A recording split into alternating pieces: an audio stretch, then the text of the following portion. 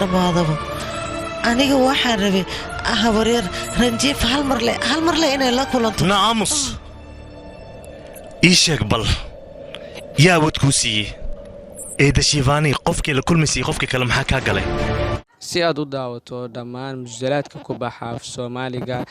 adigoo daawanaya habeen walba 33 musalsal mid walbana xilliga uu TV-ga saaran yahay 2 daqiiqo kadib aad ku daawan kartaa ugu horreyn application-ka Telegram-ka ah kala soo deg Play Store-ka xagga kore ku qor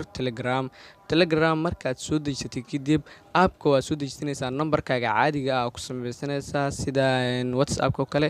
kadib markaad soo samaysato xagga kore searching-ka aad waxa qoraysaa Asaas TV markaad intaas qorto waa kaas kanaalka halkaas ayuu ka soo baxayaa waad ku dhufanaya kanaalka marka kanaalka ku dhufato kadib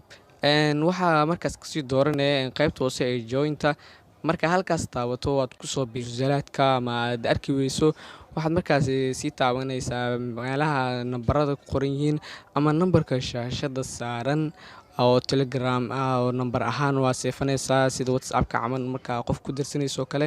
marka sidaas oo kale kadib halkaas la xiriir halkaas ayaa lagaaga caawin doonaa adigoo heli doono musalsalaad